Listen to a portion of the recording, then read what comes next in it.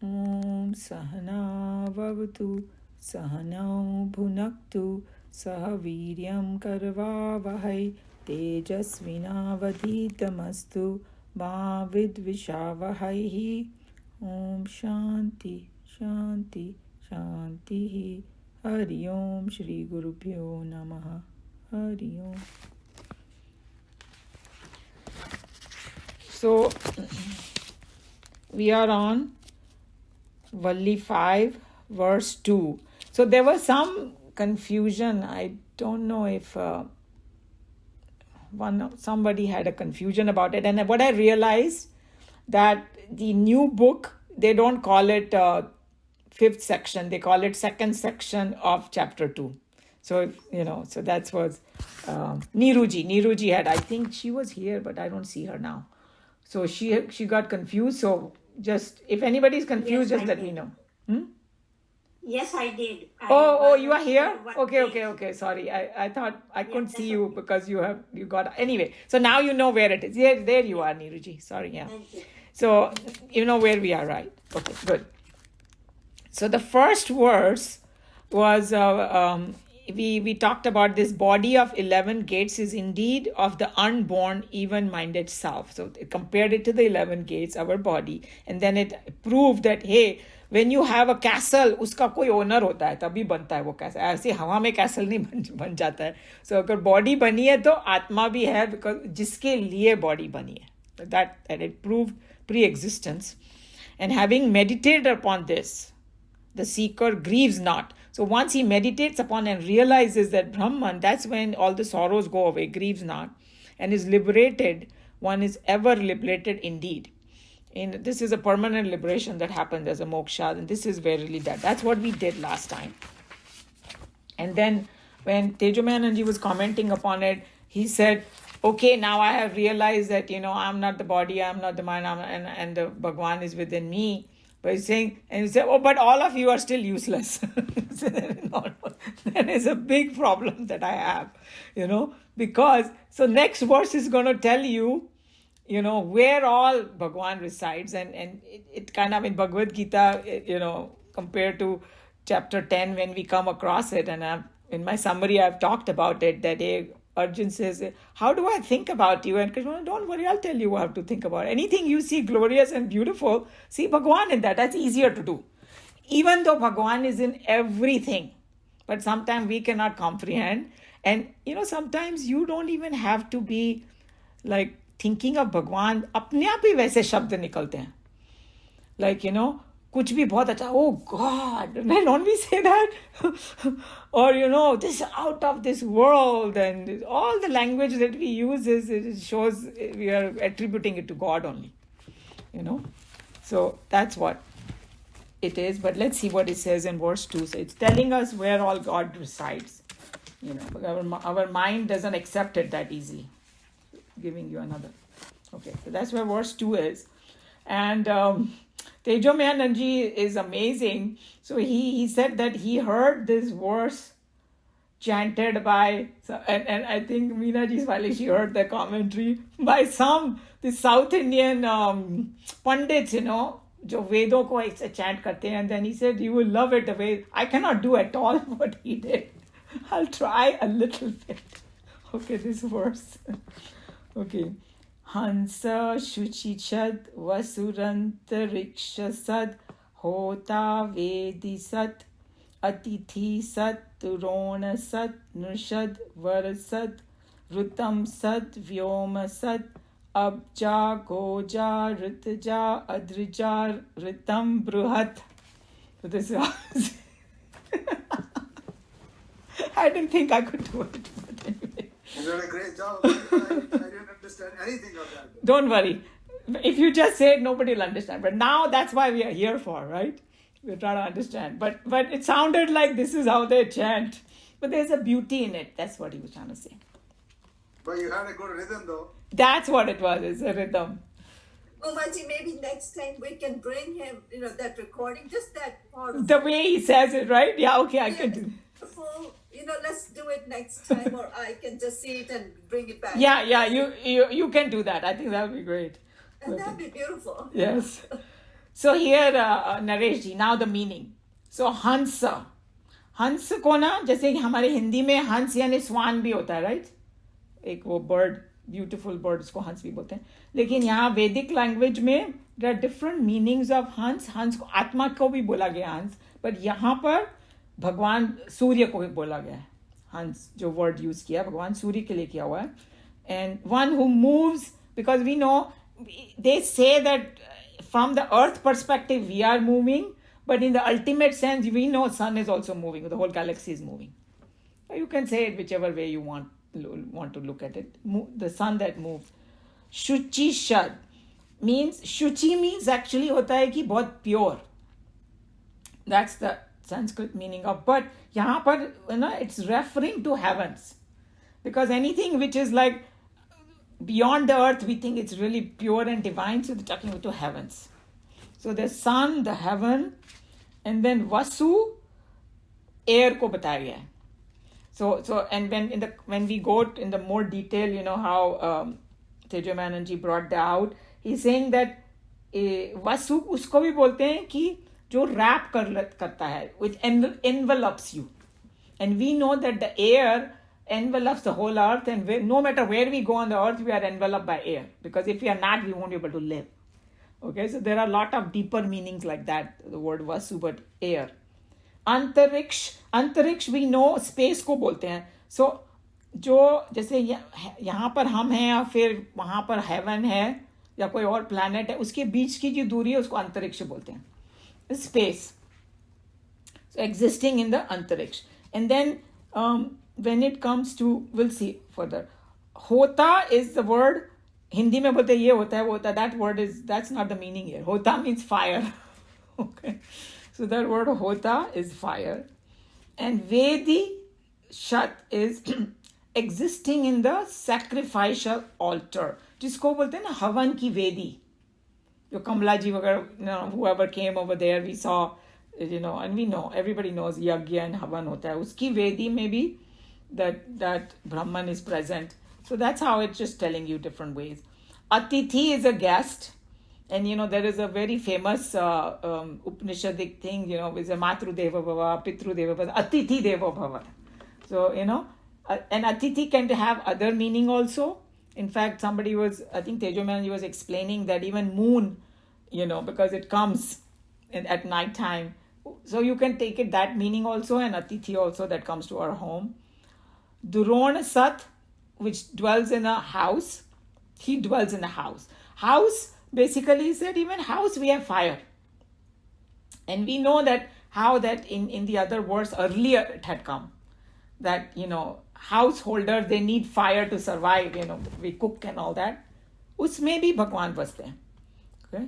Nrisha, dwelling in the man. So it's not just one man or other man. Every single man. From the worldly perspective, he may be a good man, bad man, terrorist or a king or a very pious saint and self-love. Everyone, it dwells in it.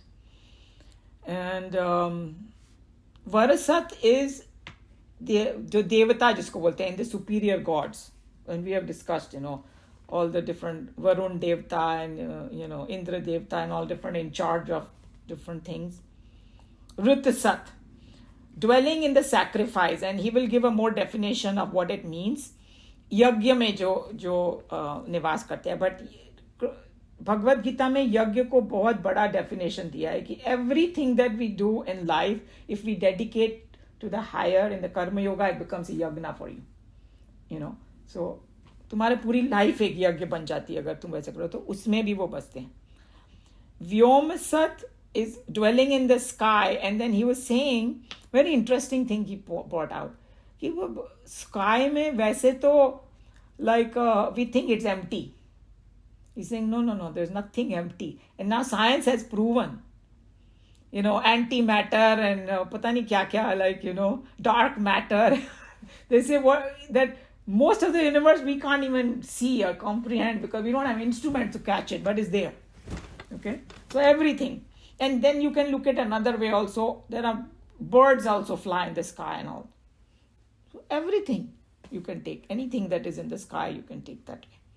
And then this Abja, Goja, Ritaja, and Adrija. So what is this? Ja means born out of something. So Abja means ab water ko bolte hain Sanskrit mein. So anything born out of water, and we'll go in detail what, so many things, hundreds of things are there in the ocean and all that. Goja, go bolte hain earth ko. So earth, born out of earth, that means all the vegetation, and I will go more into detail. Ritaja, born out sacrifice. So whenever we do yagna, पुराने ज़माने में वो पुत्र कामेष्टि यज्ञ किया तो वो एक यज्ञ देवता आ गए वहाँ से खीर वगैरह लेके. That way, and one way of looking. Another way is like, some people believe that if the rain is not coming, they do yagna and the rain comes. Anything that's born out of the sacrifice. Or some good things in your mind might come, whatever, whichever way you want to look at it. Adri is mountains. Adrija means born in the mountain. There are so many things that happen. Rivers are born on the mountains. So you can take that too. Ritam, true nature, and Burhat is great, and we will see what it means. So now you got a little bit of idea, Nareshji, what this means? Once you explain that in English, it makes it easier. Of course, that's the whole idea. नहीं तो खाली हम लोग chant करके बैठ जाएंगे तो कुछ भी नहीं आएगा अपने लोग को. When you say it in Sanskrit, it just goes over my head. Right. But if you keep at it at the Shastra, certain words you will start remembering them. Actually, you're right. That when I break these words, smaller ones, yes, it starts dancing. Exactly. So like Hindi, it's pretty much closer to it. Okay, so now here Tejo Mehananji some commentary and all that. So he's saying that he's starting with Paramatma Tattva means that essence of God is in the sun, and we have when I did the summary of Bhagavad Gita, I was talking about it, that in chapter 15 very clearly mentioned that the Surya ka tej, और जो बिजली का तेज, and then जो भी हम लोग अग्नि वगैरह देते हैं सब में भगवान का रूप है. तो same way. Okay, so the Paramatma Tattva is in the sun God, and then he's saying that हंस जो word है वो आत्मा के लिए भी यूज किया जाता है. So even if you look at it from that angle, that Surya is the Atma of this our planet. Without Surya we cannot survive. It's because of the Surya that we know that we will be completely finished if the sun was not there. Our existence is because of that. But in that also, that Bhagwan's ansh is there. And then Shuchi Shad, we talked about it, brilliant. Shuchi means bright, brilliant, and we're talking about heaven. Antariksha, we talked about, space between the two. Usme bhi Bhagwan hai. Vayu, he dwells in the Vayu also, which wraps us around. And wherever we go, we are in it. And then fire, and I already explained that the Yagya ka fire, the Yagya altar, and then so that means he's telling you it is in the sun, moon, Vayu, Agni, Prithvi, or Yagya ki Vedi. And Dron is actually, उन्होंने कहा कि कलश को भी बोलते हैं Drona. The whole idea is in the house he's there, as a guest he's there, or Nrishad is a living being. Every living being he's in there, seated in the heart of it, and Krishna Bhagavan is already mentioned, and in all the celestial beings up. So he's saying none of us need to have this holier than thou attitude, that I am the only one, I'm so great. No, everybody he's there. And then Vyoma was Akash, empty space is there. And then as I mentioned, that there are, many beings in the sky, or many things are there in that Antariksh. We don't think it's an empty space. In all of that, Paramatma is there. And then born of water.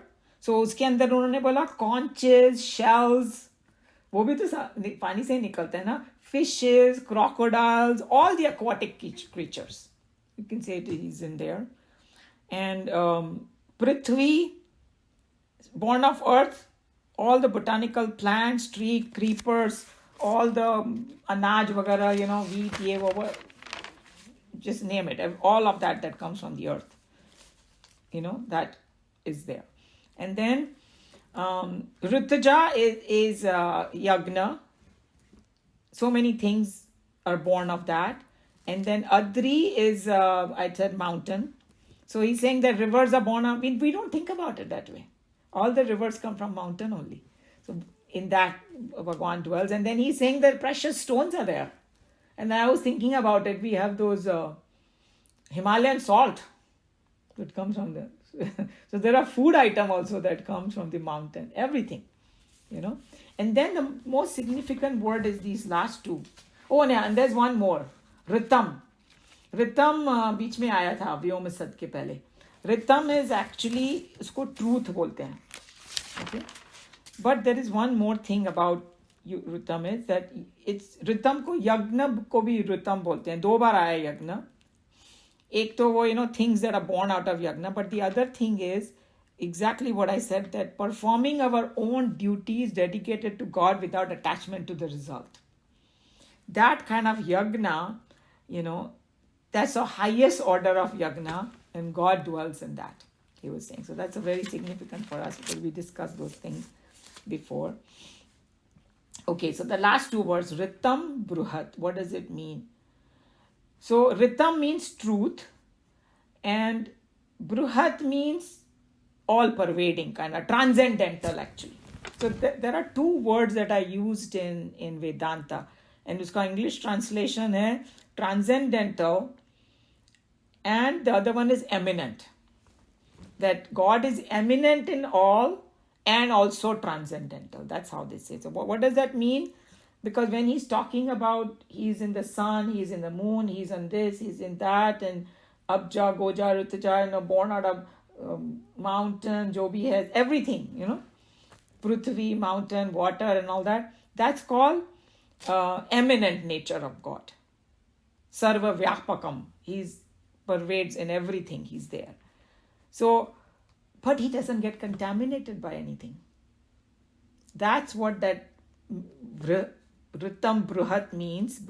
He's transcendental. Even though he's in everything, he still does not get affected by it. That's what. And then the whole concept is going to come in chapter 9. Relationless relationship. We're going to talk about that. I'm not going to go in detail right now from here. So he's saying that there is another Shastra called Purusha Suktam, if somebody knows about that. It's a Virat Roop of Bhagwan, it's described. Because, our senses can grasp only the physical world. And we can have some concept of the mental world, obviously. But physical world is the easiest to see, right? That it all is. So, what Krishna Bhagwan also declared in Geeta, and what it is said in this Purush Suktam, which is describing this Virat Roop, that only 1/4 of that Brahman expresses as the Virat Roop. Okay? And then in Bhagavad Gita, Bhagwan didn't even use the word 1/4. Because actually, you cannot divide. And can we divide infinity? We cannot. These are just words they use so that we understand that what you see is not the only thing. That's all he's saying. So here in Bhagavad Gita, in chapter 10, when Arjuna asked that, how do I see you? And he mentioned the whole thing, you see me. Then he says, just a little part of me, is this world. That's how he said it, right? So Swamiji is very clever, Chinmayanandji. So he said, you see this Krishna form, right? And then he's have this Angavastra. Angavastra is that pitambar that he puts around his dupatta that he puts on himself. He's saying, वो अंगवस्त्र जो है ना, वो उसका एक कोना ऐसे flutter कर रहा है ना, वो ही है वो cosmos बस. So I thought that was such a beautiful way that it never stuck to me in his commentary. He said that, he has a commentary about each verse. So he's saying that's what the sansara is. So what you are looking at is God is way beyond, transcendental and without our reach, and it's just a little bit glory we are seeing. That's all. That's when you hear this, you become so emotional about it. Oh my God, is this what it is?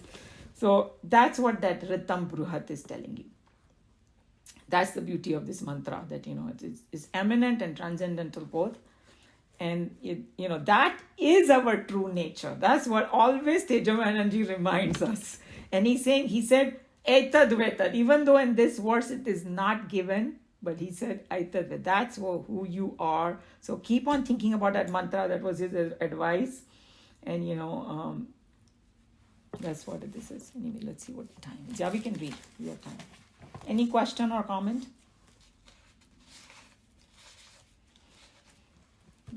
Not big of a comment, but I just enjoyed reading it and thought of chapter 10 right away. Yes. That this is chapter 10. That's right. You can't miss it, right? That's what it is. Yeah. But he explains, explains that, where do I not reside? But if I remember, this started, he alone or it alone is, I can't even say the word it. It's a silence from where it became all the tanmatras. Right. So we cannot say anything beyond that because everything is alone. It is. Yes. So I have another analogy because sometimes, with the children, we have to come up with some clever thing. And over the years, we came up with this way to explain. It's like, or Swamiji actually, Chinmayananji has explained it this way. It's like somebody comes from, say, an unpad person from somewhere. Okay, some village that never went to college, and it's like, and he's never seen electricity, right? So he comes to a city, and he says, "Wow, ऐसा button दबाया और light चालू हो जाती है, ये कैसे होता है?" तो किसी ने बोला इलेक्ट्रिसिटी है, तो उसको समझ में नहीं आया कि इलेक्ट्रिसिटी क्या है, right? So then how to explain to a unpad person electricity? So then, suddenly in Mumbai, they have all these thunderstorms, and Houston maybe hota tha. Lightning came and all this. Oh, you see that lightning? That's electricity. Because now he can comprehend what it is, right? So that's how Krishna Bhagwan is telling that, okay, all the great things that you see, usme mere ko dekho. That it becomes easy for him to see. Now he says, अच्छा तो मेरे को दिखाओ electricity bulb में. हाँ, तो it's like okay, ये bulb में ऐसे इलेक्ट्रिसिटी है, उस बल्ब में वैसे है, ऐसे ऐसे करते. ओ माय गॉड, कैसे बताऊं, हर एक में है, right? How can I tell you that? I can't sit there and tell you in each thing, and that's exactly the sentiments of lord Krishna. So he said, उन्होंने पूरी कविता शुरू कर दी, मैं ये हूं, मैं वो हूं, मैं वो हूं, वो. एंड में उन्होंने बोला, अल्लाह मैं कहाँ तक बताऊं, मैं सब में हूं. I know, that was chapter 10. That's what chapter 10 is. And then he added again that, okay, just a small part of me is this cosmos. And that's what is this Ritam Bruhat is telling. So, so that analogy, you can understand what he was trying to do. Arjun is asking him, can you please tell me electricity in the bulb, how it is?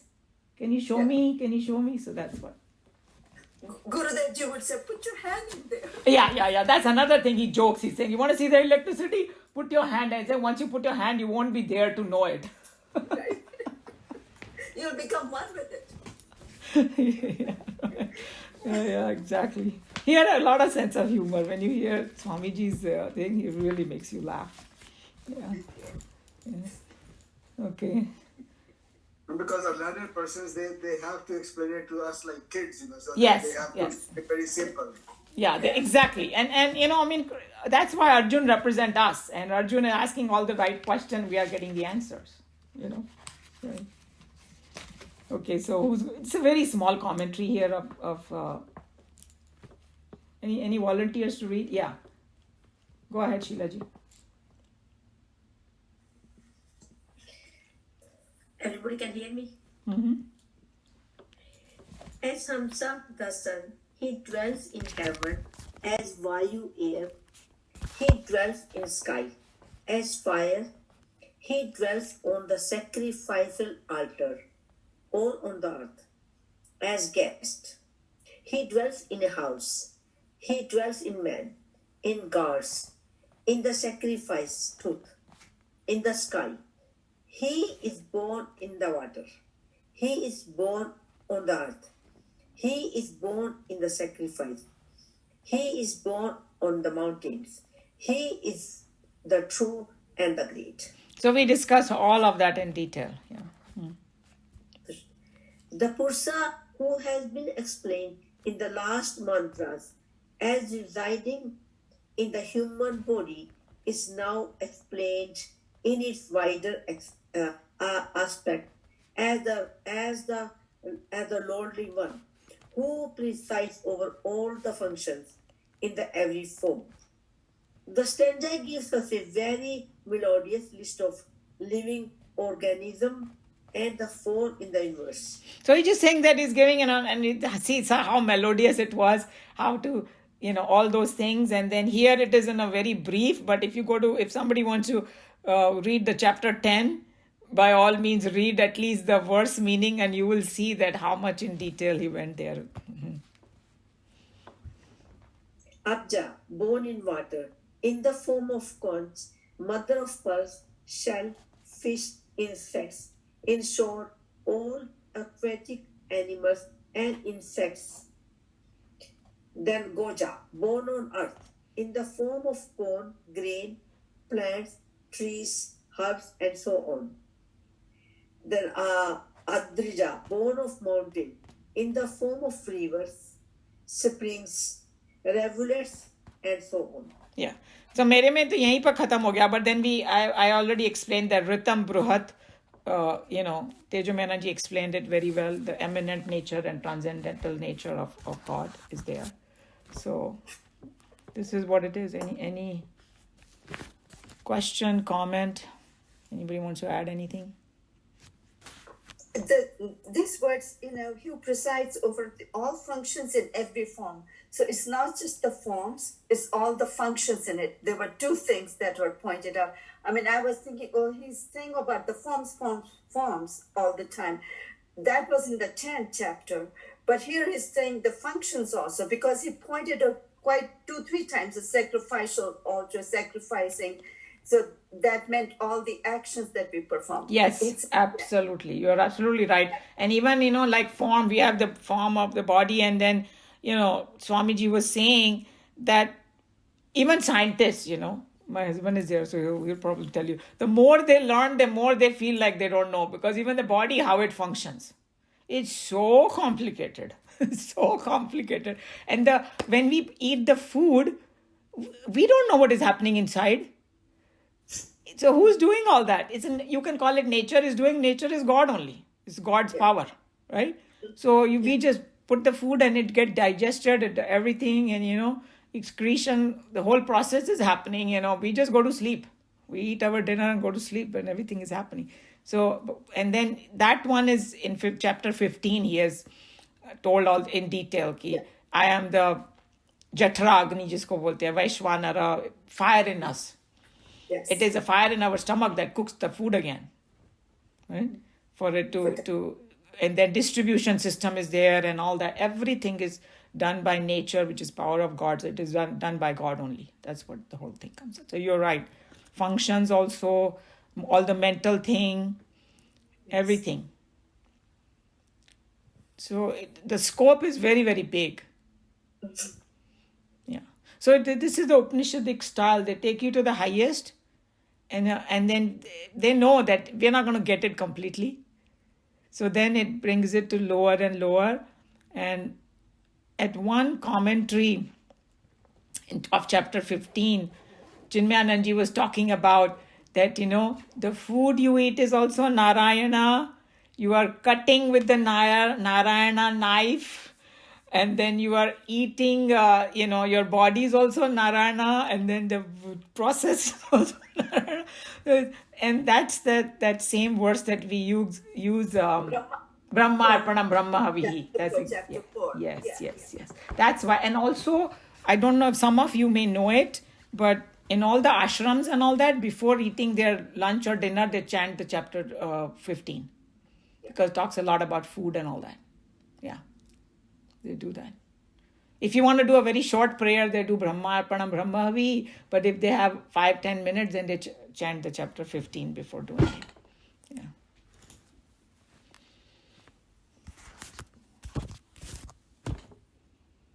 Okay. Shall I close here the class?